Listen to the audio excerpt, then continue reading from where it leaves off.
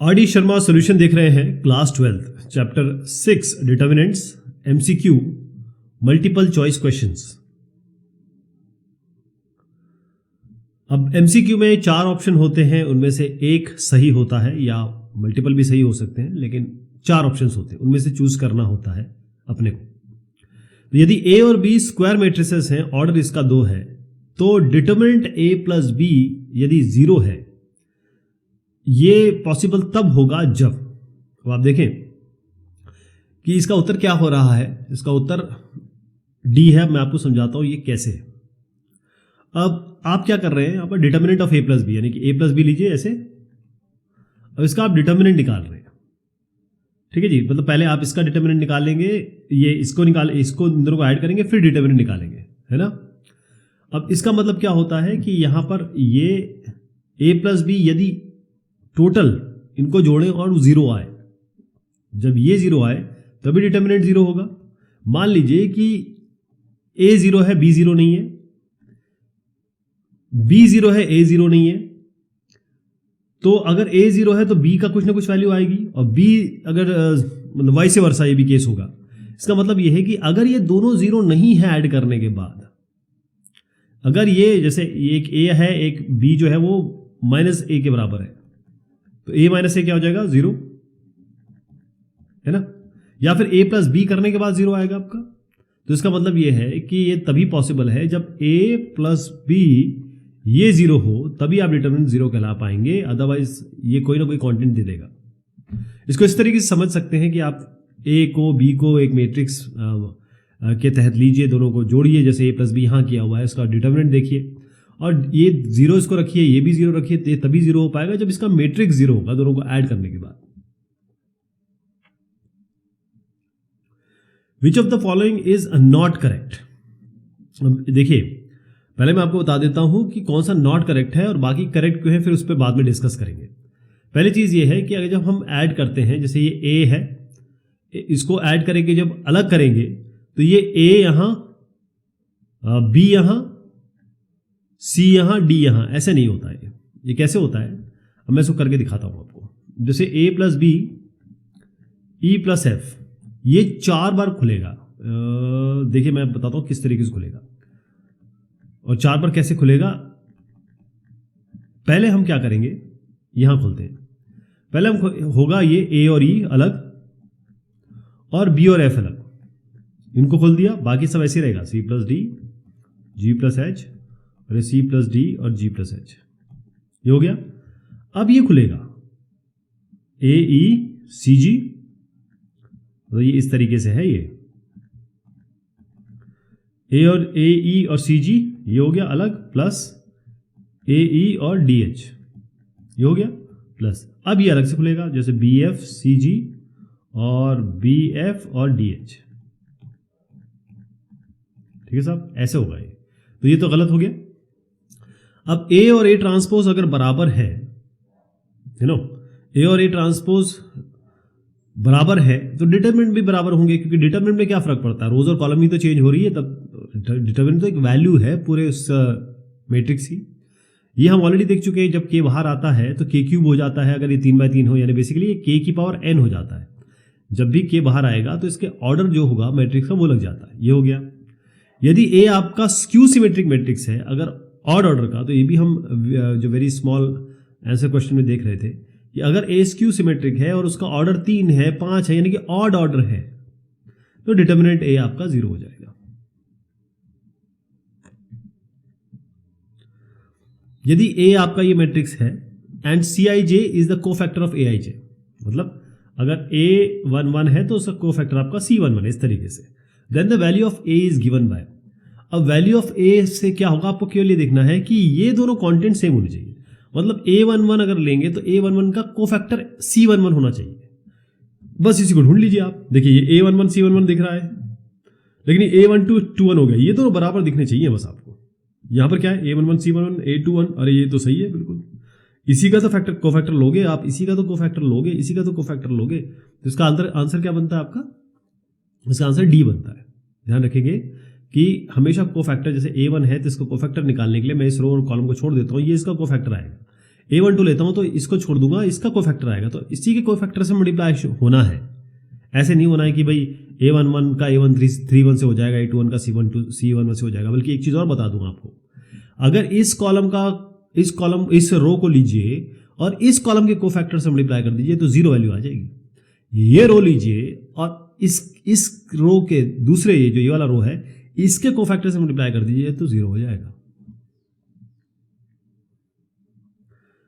Which of the following is not correct in given determinant of A where A is this? मतलब एक determinant आपका A है, 3/3 है, ठीक है, कौन सा करेक्ट नहीं है? कौन सा करेक्ट नहीं है? इसका उत्तर है B, minor of an element can never be equal to the cofactor of the same element.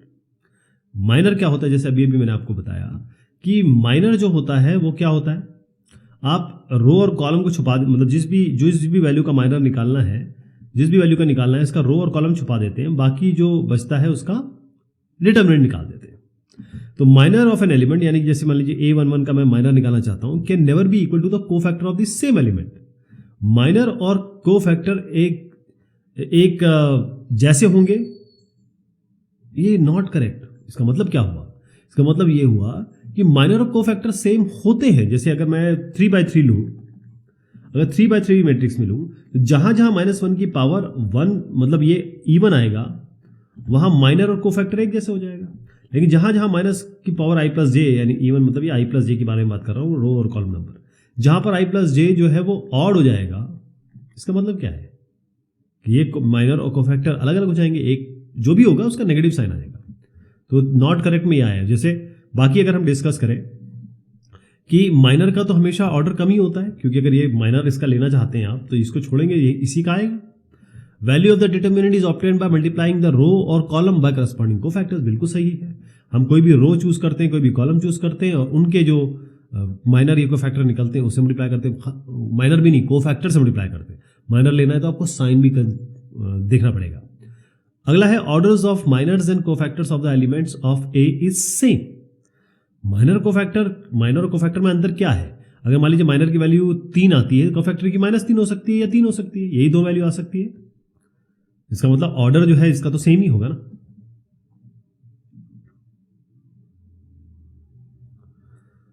Let this, ये एक इक्वेशन दी हुई है, then the value of 5a for 4b 3c और 2d plus e equals to.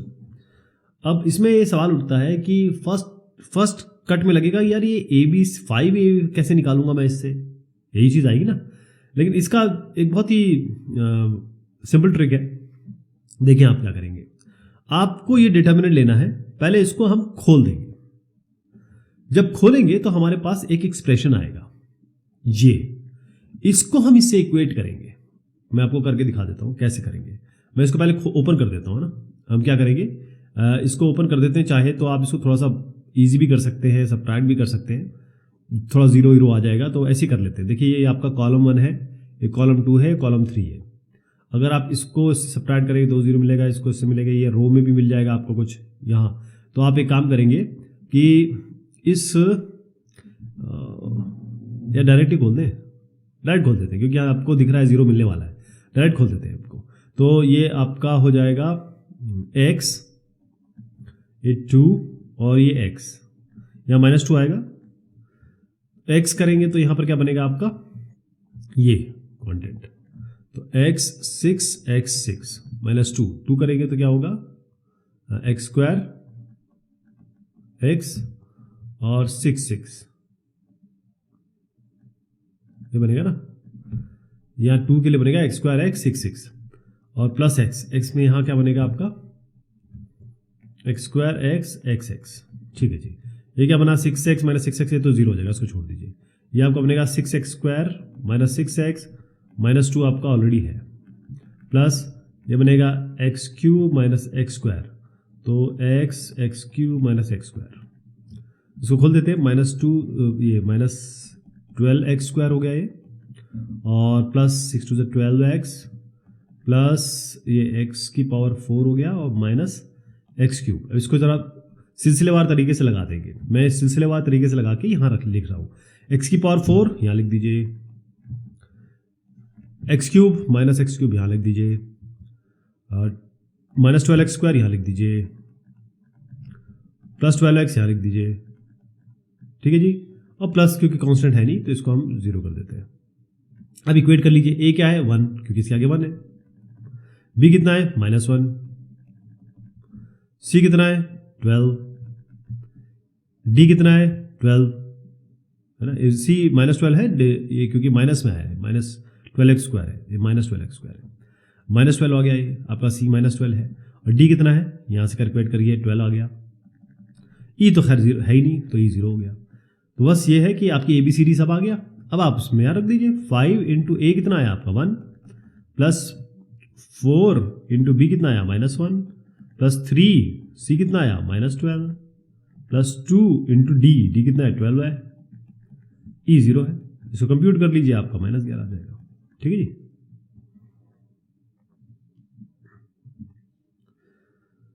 The value of the determinant this is independent of, किससे independent है, या तो a से होगा या n से होगा। तो इसका उत्तर इस तरीके से बनेगा कि पहले आपको ये जो है इसको, ये 3 इसमें एंगल दिख रहे हैं, nx, n+1x और n+2x। तो इसको ऐसे लिखना पड़ेगा आपको, a स्क्वायर इस cos nx को, अगर मान लीजिए मैं nx को ले लेता हूँ a, n+1x को लेता हूँ b और n+2x को लेता हूँ c। a स्क्वायर a1 तो आ गया, ये हो गया cos a, cos b और cos c, ये हुआ sin a, sin b और sin c, ठीक है जी। इसको खोल लीजिए, इसको ओपन कर लीजिए। तो ये ओपन जब करेंगे, ओपन करके देख लेते हैं, ये a स्क्वायर मैं यहाँ पर बनेगा cos b sin b, इसको ले रहे हैं, ये cos c sin c, minus a,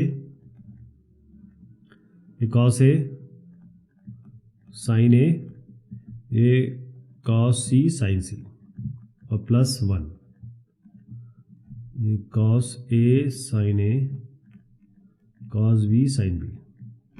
चलिए जी खोल देते हैं, ये बनेगा cos b sin c minus sin b cos c minus a, इसको लीजिए cos a sin c और minus cos c sin a plus 1 into, ये प्लस 1 यहाँ लिख देता हूँ, ये cos a sin b minus sin a cos b।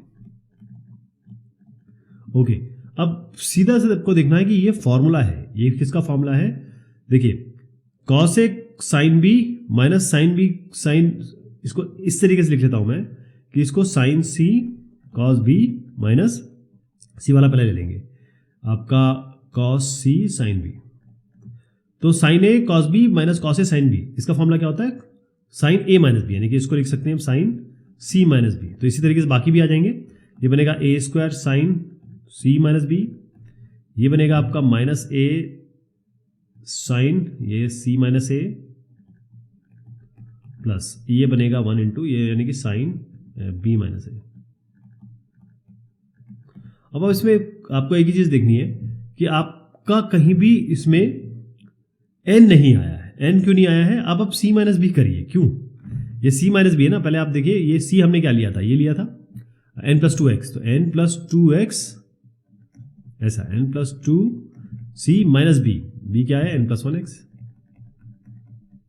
ठीक है जी, x बाहर ले लीजिए, n+2 माइनस n माइनस 1 कितना आया, n कैंसिल हो गया, 2 माइनस 1 आपका 1 आ गया, तो ये केवल x बचा, तो इसकी जगह आप केवल x लिख दीजिए sin x। इसी तरीके जब c माइनस a करेंगे, इसका मतलब n+2x माइनस nx करेंगे तो भी आपका कैंसिल हो जाए कि ये c माइनस a की जगह केवल 2x आएगा। b माइनस a जब करेंगे, ये b माइनस a मैं कर ही देता हूँ, b माइनस a यानी कि n+1 x माइनस nx, यानी nx minus x minus nx, ये कैंसिल हो जाएगा आपका माइनस x या x, जैसे अगर हम b माइनस a कर रहे हैं तो प्लस में आएगा, सॉरी ये n+1 माइनस है, n+1 x क्योंकि तो कैंसिल हो गया ना, n+1 है प्लस, तो आपका x आ गया, तो इस यहाँ पर x हो गया, तो ये x 2x, तो इसको अगर साइन पूरा लिख दे तो कहीं भी आपको n दिख रहा है क्या, कहीं भी n नहीं है, इसलिए इंडिपेंडेंट ऑफ n है, तो ये इसका उत्तर आएगा।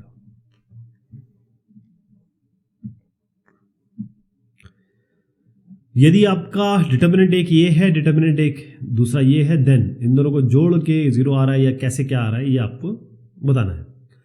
अब इसको करने के लिए मैं पहला एक लेंगे, फिर दूसरा एक लेंगे, और पहले वाले को दूसरी तरह बना के हम दोनों को जोड़ने की कोशिश करेंगे। अब इस पे आप थोड़ा तरजीह दीजिए, इस पे आप ध्यान दीजिए। तो इसको हम ऑलरेडी कर चुके हैं, लेकिन मैं आपको दोबारा बताऊंगा क्योंकि हम ऑलरेडी सारी एक्सरसाइजेज निपटा चुके हैं, तभी तो यहाँ पर आए हैं अपने MCQ पे। तो आपको अभी तक अंदाज़ा लग गया होगा कि हमने क्या किया है। ओके, अब हम क्या करेंगे, ABC से मल्टीप्लाई करें, ABC से डिवाइड कर रहे हैं, और इस ABC को मैं अंदर ले जा रहा हूँ, ये तो नीचे रहेगा। तो 1/ABC, हमने सबको A से मल्टीप्लाई करना है, वो इस पहले रो को, तो A यहाँ पर ABC और ये A²। दूसरे को हमको B से मल्टीप्लाई करना है, तो B ABC B²। अब तीसरे को हमको C से मल्टीप्लाई करना है, तो ये हो गया आपका C ABC, इसको भी ABC लिख देते हैं, और ये C² हो गया। ठीक है जी। अब आप क्या करेंगे, इस कॉलम से ABC बाहर ले लीजिए। जब इससे ABC बाहर लेंगे तो ये नीचे तो ABC था, ये कैंसिल हो जाएगा, या 1 1 1 बचेगा। कहने का मतलब ये ABC है, ये 1 1 1 है, ये A² B² C² है। अब इसको परिवर्तित कर दीजिए। परिवर्तित कैसे करेंगे, जरा ये देखिए, कॉलम 1 को कॉलम 2 से हम परिवर्तित कर रहे हैं, तो ये मतलब C2 और C1 को एक्सचेंज कर रहे हैं, तो ये हो गया 1 1 1 ABC A² B² C²। लेकिन अभी भी ये इसके बराबर तो आया नहीं। अच्छा, हमने जब कॉलम चेंज किया तो ये नेगेटिव साइन हो चुका है, ध्यान रखिएगा। जब एक कॉलम जब कॉलम को इंटरचेंज करते हैं या रो को इंटरचेंज करते हैं तो नेगेटिव साइन हो जाता है, लेकिन अभी भी इसके बराबर नहीं आया। लेकिन हम जानते हैं कि A और A ट्रांसपोज बराबर होता है अगर इसका ऑर्डर सेम हो। तो डिटर्मिनेंट अगर इसका निकालें तो बराबर होता है, डिटर्मिनेंट में तो कोई फर्क नहीं पड़ेगा। A ट्रांसपोज के बराबर नहीं होता है, मैं कह रहा हूं डिटर्मिनेंट ऑफ A ट्रांसपोज के बराबर होता है। तो इसको हम ट्रांसपोज कर देते हैं, रो कॉलम बदल जाएगा। तो क्या बनेगा, ये रो और कॉलम, ये इसको हम रो बना देते हैं, 1 1 1 बना दिया। इसको बना दीजिए ABC, इसको रो को कॉलम बना देंगे, यानी कि A² B² C²। आपको ध्यान है ये माइनस में था। अब इसके साथ जोड़ेंगे, ये क्या है, ये आपका डिटर्मिनेंट 2 आया, डिटर्मिनेंट 1 के साथ जोड़ दीजिए। तो डिटर्मिनेंट 1 क्या होगा, 1A 1 1 BC A² B² C²। बस लीजिए, आप दोनों को जोड़ दीजिए, ये दोनों बिल्कुल सेम है, तो 0 आ जाएगा। ये इसका उत्तर है।